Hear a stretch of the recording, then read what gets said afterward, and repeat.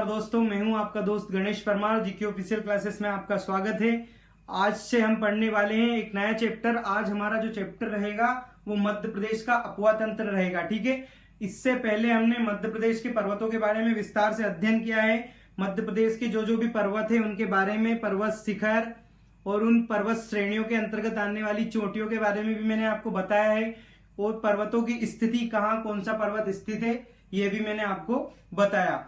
आज से हम मध्य प्रदेश का अपवा तंत्र पढ़ने वाले हैं। और आपको पता है अपवा तंत्र के अंतर्गत नदियों के बारे में विस्तार से पढ़ा जाता है। तो हम भी क्या पढ़ेंगे आज से, मध्य प्रदेश की नदियां। ठीक है, आपको पता है किसी भी देश या राज्य की जीवन रेखा क्या होती है, वहां की नदियां होती है। कैसे? क्योंकि जो भी राज्य कृषि पर आधारित है वो नदियों के जल और इसी प्रकार विभिन्न साधनों पर आधारित रहती है वहां की कृषि। इसलिए आपको पता है जो मध्य प्रदेश है उसे क्या कहा गया है, जो हमारा मध्य प्रदेश है उसे कहा जाता है जो एमपी है, एमपी को नदियों का मायका कहा जाता है। नदियों का मायका। अब नदियों का मायका क्यों कहा जाता है? यहां पर लगभग 207 छोटी बड़ी नदियां प्रवाहित होती है। यहां कम से कम 207 छोटी बड़ी नदियों का उद्गम स्थल है, इसलिए इसे क्या कहा जाता है? नदियों का मायका। ठीक है, वैसे 207 नदियों के बारे में हम नहीं पढ़ेंगे। जो जो भी मुख्य नदियां हैं या जिनसे क्वेश्चन पूछे जाने की संभावनाएं होती है और पूछे जाते हैं उन्हीं के बारे में विस्तार से पढ़ेंगे। ठीक है, तो मध्य प्रदेश को नदियों का मायका कहा जाता है। क्यों कहा जाता है मैंने आपको बताया, क्योंकि जो नर्मदा नदी है, नर्मदा बेसिन और यमुना बेसिन, नर्मदा बेसिन और यमुना बेसिन, ठीक है, दोनों के जल की जो जो नदियां आपूर्ति करती है वो अधिकतर मध्य प्रदेश से निकलती है। ठीक है, तो एक इन दोनों नदियों का अपवा तंत्र बहुत विस्तृत है। ठीक है, और इन नदियों के जल की आपूर्ति करने वाली विभिन्न नदियां मध्य प्रदेश में प्रवाहित होती है। ठीक है, इसलिए मध्य प्रदेश को क्या कहा गया? नदियों का मायका। आपको पता है जो भी राज्य या देश कृषि पर आधारित है वहां की जीवन रेखा भी क्या होती है? आपको पता है नदियां, क्योंकि नदियों के जल से ही वहां पर जो कृषि होती है उसको भरपूर मात्रा में पानी की पूर्ति हो पाती है। ठीक है, तो आज से हम जो हमारी पहली नदी होगी वो होगी नर्मदा। ठीक है, तो आज हम पहले नर्मदा से संबंधित जो जो क्वेश्चन महत्वपूर्ण है पूछे जाते हैं उनके बारे में पढ़ेंगे। जस्ट बाद हम अगली नदी जो होगी हमारी वो पढ़ेंगे। अब तो नर्मदा के बारे में पहली क्या बात है, पहली वो कहां से निकली है, मतलब कहां से निकली है अर्थात उसका उद्गम स्थान क्या है हमें पता होना चाहिए।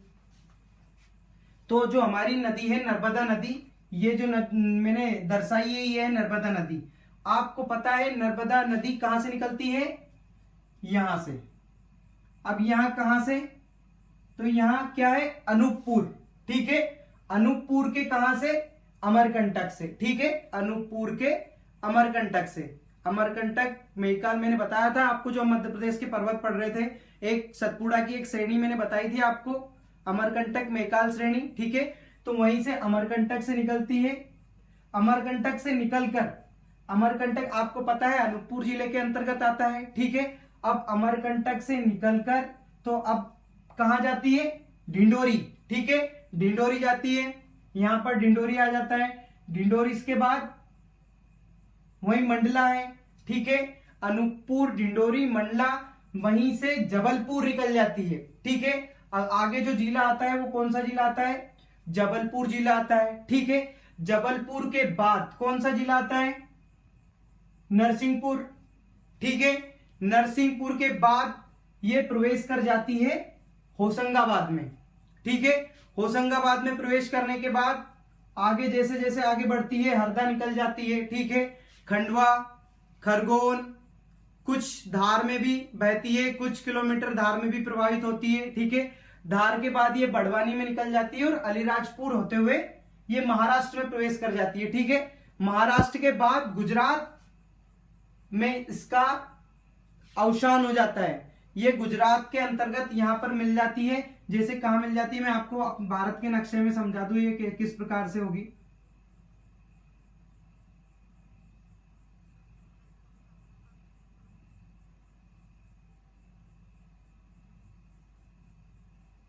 ये हमारा भारत का नक्शा। ठीक है, ये हमारा एमपी है, यहां से नर्मदा निकलती है और यहां पर मिल जाती है। ठीक है, तो ये कितने राज्यों में प्रवाहित होती है, मतलब इसका प्रवाह क्षेत्र कितने राज्यों में है, पहले हम इसका प्रवाह क्षेत्र देख लेते हैं। ठीक है, इसका मैंने आपको बताया, इसका उद्गम क्या है, उद्गम स्थल है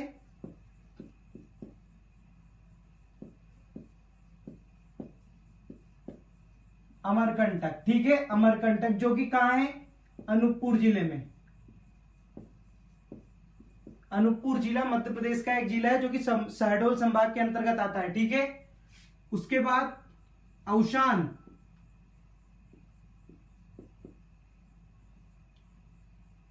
कहां है, खंबात की खाड़ी, खंबात की खाड़ी, गुजरात। अब गुजरात में भी कहा, भड़ोज के समीप। भड़ोज क्या है, भड़ोज एक शहर है गुजरात का। ठीक है, हमने देखा उद्गम स्थल अमरकंटक अनूपपुर।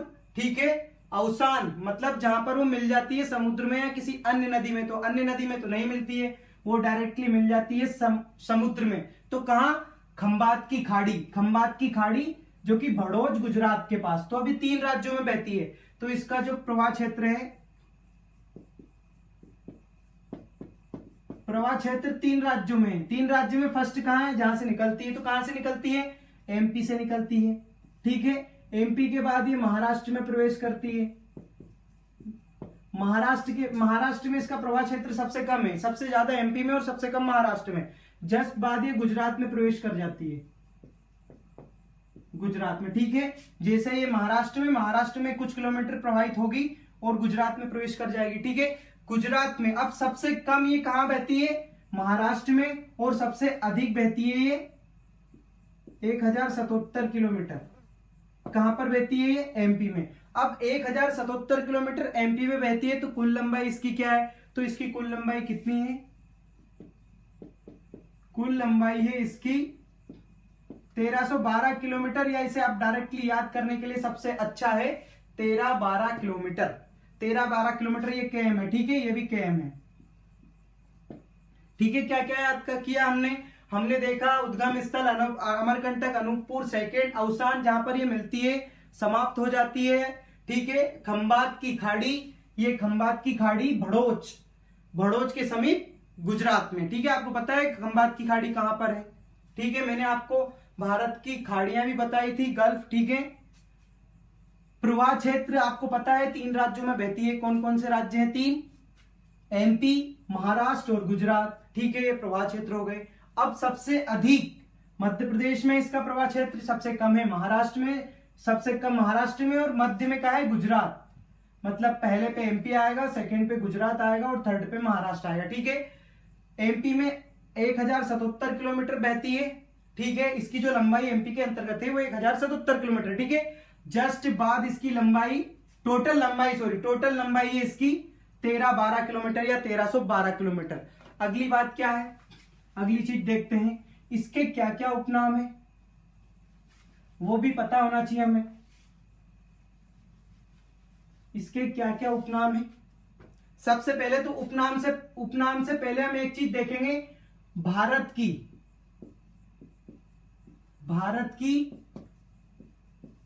5वीं सबसे बड़ी नदी। अब इससे पहले बड़ी नदी कौन कौन सी है आपको कमेंट में आंसर देना है, लेकिन नर्मदा भारत की 5वीं सबसे बड़ी नदी है। ठीक है, मध्य प्रदेश की सबसे बड़ी नदी। ठीक है, सबसे बड़ी नदी। अब मध्य प्रदेश की सबसे बड़ी नदी नर्मदा है, तो 4 छोटी नदियों के नाम भी हमें पता होना चाहिए।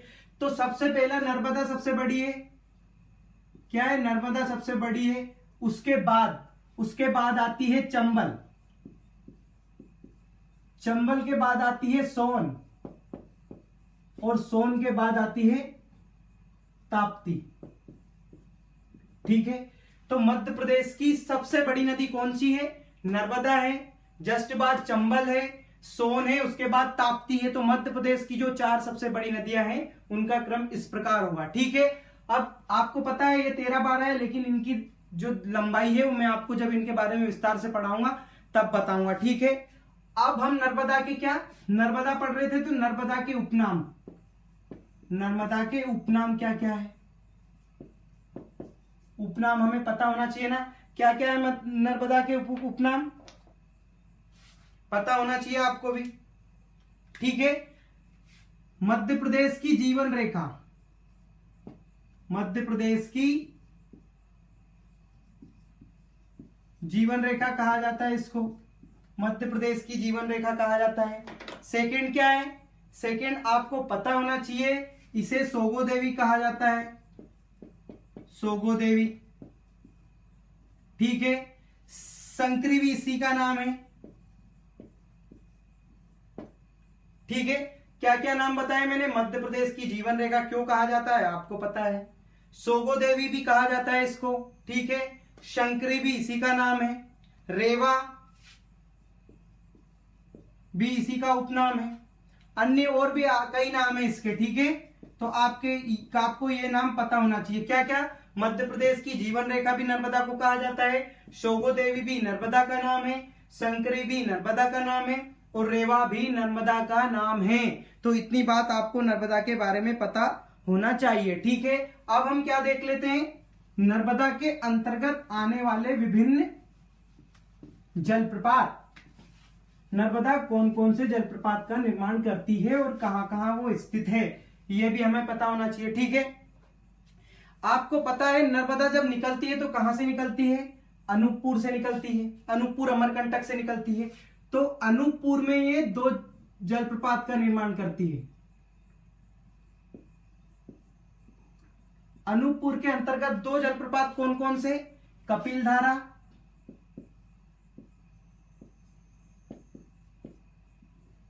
दुग्धधारा,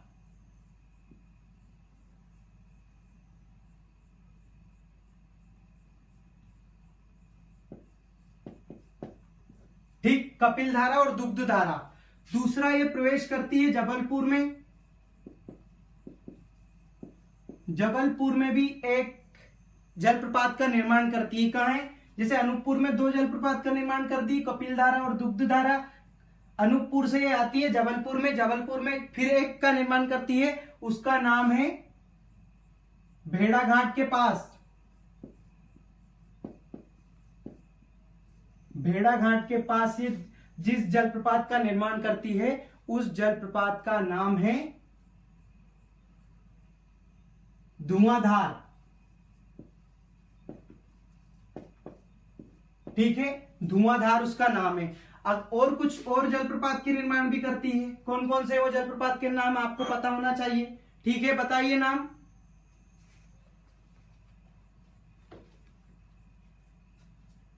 सहस्त्रधारा,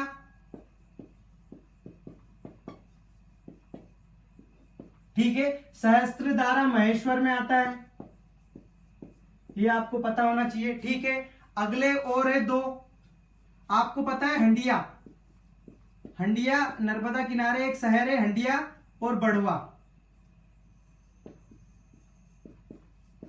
बड़वा, हंडिया और बड़वा, इन दोनों के पास, दोनों के मध्य में, हंडिया और बड़वा के दोनों के मध्य में ये 2 जलप्रपातों का निर्माण करती है, कौन कौन से हैं वो, एक है दर्दी, एक है मंदार,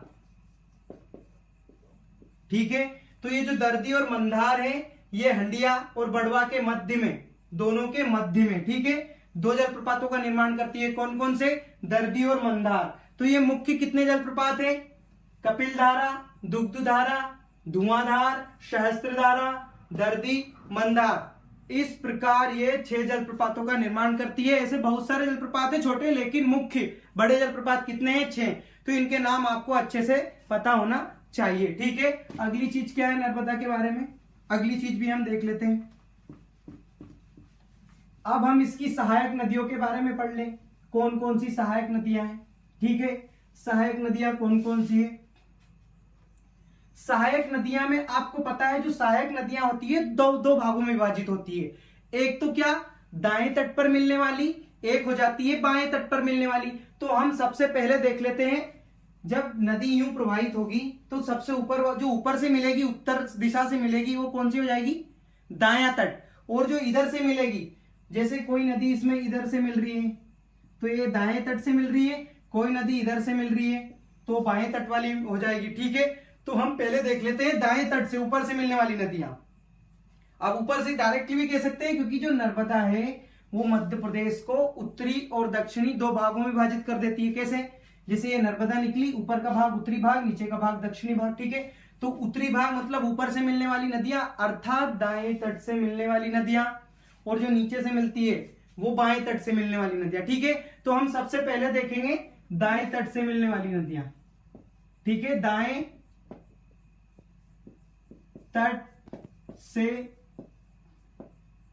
मिलने वाली नदियां, मिलने वाली सहायक नदियां कर लेना आप, सहायक नदियां, क्योंकि सभी सहायक नदियां हैं।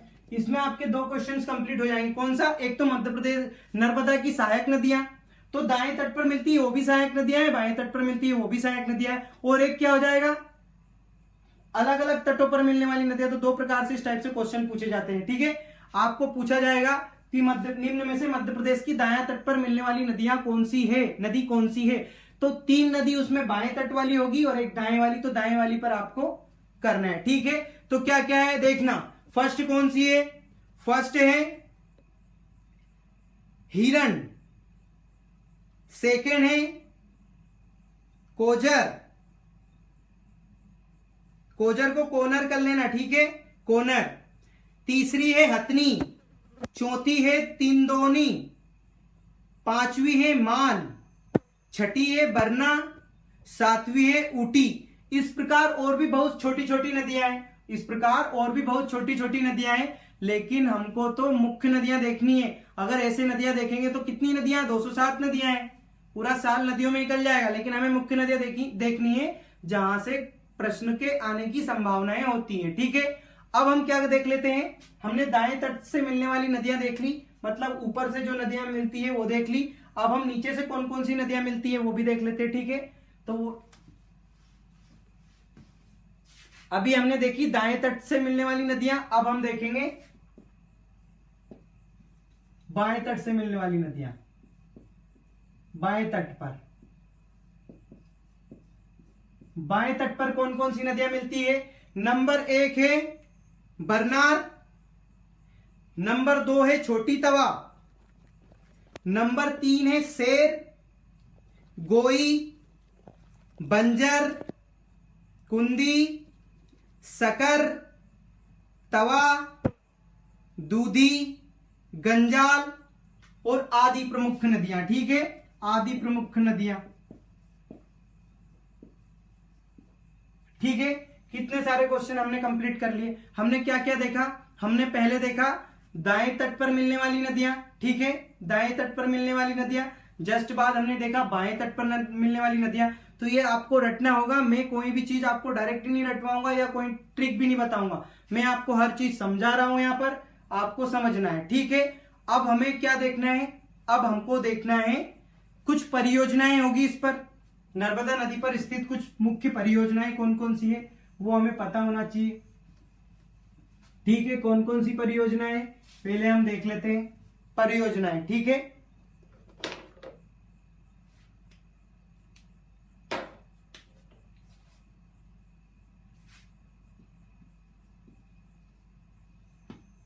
नर्मदा नदी पर स्थित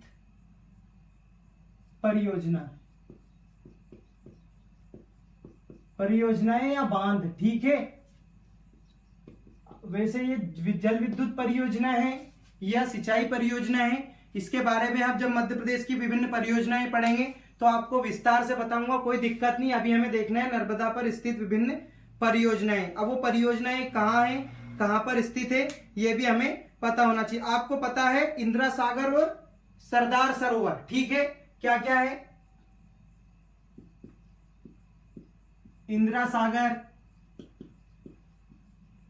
सरदार सरोवर,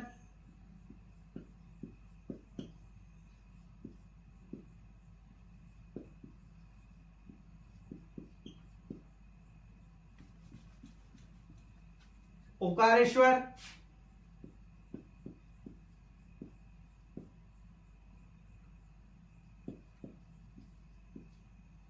मुख्य मुख्य देखना है। ऐसे छोटे छोटे तो बहुत डैम है, छोटे छोटे बहुत सारे बांध है, लेकिन हमें हमें मुख्य मुख्य देखना है, ठीक है।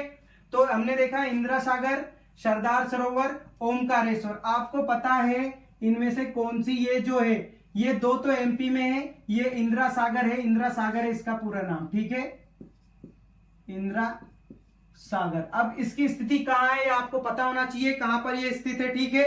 ये जो इंदिरा सागर है वो खंडवा मध्य प्रदेश में है, खंडवा एमपी में है। सरदार सरोवर है जो गुजरात के नया गांव गुजरात, नवागांव गुजरात बोलते हैं इसको, नवागांव गुजरात। आपको पता है सरदार सरोवर के समीप ही स्टेच्यू ऑफ यूनिटी, जो कि सरदार वल्लभ भाई पटेल की एक प्रतिमा है, ठीक है। कहां स्थित है, नवागांव गुजरात में ही, ठीक है। सरदार सरोवर की वहीं पर सरदार सरोवर, सरदार डैम है, ठीक है।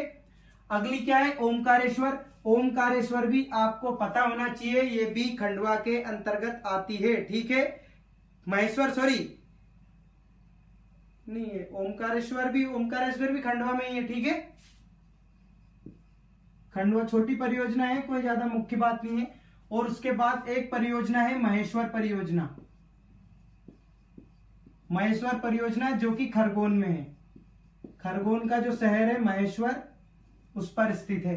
तो आपको नर्मदा नदी पर स्थित विभिन्न परियोजनाएं या बांध के बारे में विस्तार से पता होना चाहिए, ठीक है। कौन कौन से, इंदिरा सागर जो कि खंडवा में स्थित है, ठीक है। सरदार सरोवर जो कि नवागांव गुजरात में स्थित है, ओमकारेश्वर खंडवा में स्थित है, ठीक है, महेश्वर खरगोन में स्थित है, ठीक है।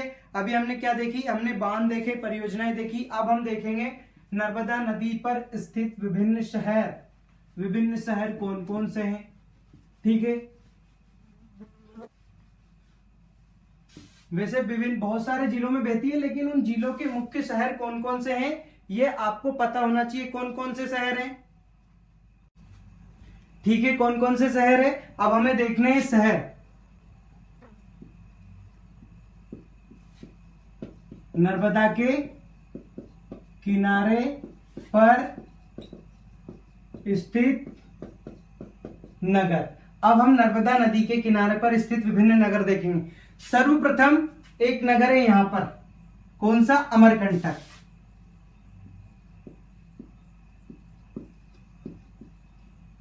अमरकंटक क्या है, अमरकंटक। जस्ट बाद आपको पता है एक मंडला से भी प्रभावित होती है, तो जो मंडला जिले का मंडला शहर है वो भी इसी के किनारे पर है, कौन सा, मंडला। मंडला के बाद ये पता है आपको डिंडोरी के बाद जबलपुर में प्रवेश करती है, तो जबलपुर शहर भी नर्मदा के किनारे पर स्थित है।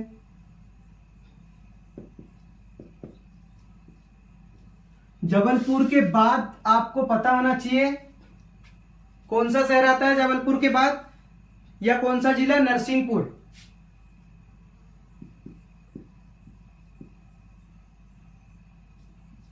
ठीक है। नरसिंहपुर के बाद ये प्रवेश करती है होशंगाबाद में, तो होशंगाबाद जिले का होशंगाबाद शहर भी इसी नदी के किनारे पर है, ठीक है। होशंगाबाद के बाद जो हमारे खंडवा खरगोन है उसके बहुत सारे शहर जो नगर हैं वो भी नर्मदा नदी के किनारे पर स्थित है, जैसे पुनासा है, पुनासा हो जाएगा, ठीक है। ओमकारेश्वर हो जाएगा,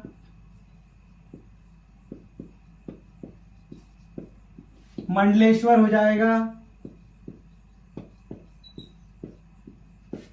महेश्वर हो जाएगा,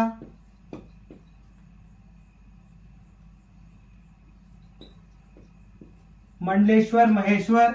उसके बाद नेमावर,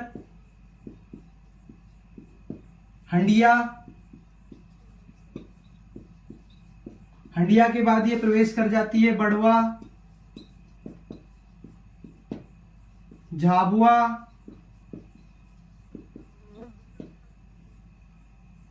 बड़वानी, ठीक है। क्या क्या बताया मैंने, नर्मदा के किनारे पर स्थित विभिन्न नगर कौन कौन से हैं, अमरकंटक, मंडला, ठीक है, जबलपुर, नरसिंहपुर, होशंगाबाद, पुनासा, ओकारेश्वर, महेश्वर, मंडलेश्वर, महेश्वर, नेमावर, हंडिया, बड़वा, झाबुआ और बड़वानी। तो ये नर्मदा नदी के किनारे पर स्थित प्रमुख नगर है। आज मैंने आपको नर्मदा के बारे में विस्तार से बताया, ठीक है। कल हम चंबल नदी के बारे में पढ़ेंगे और टाइम बचा तो एक अगली नदी के बारे में भी बताऊंगा, क्योंकि आज ज्यादा टाइम लग गया। नर्मदा नदी एक विस्तृत नदी है, मध्य प्रदेश की सबसे बड़ी नदी है, लेकिन इसके बाद की जो भी हमारी क्लास रहेगी 15 से 20 मिनट की रहेगी। ठीक है, आज के लिए इतना ही।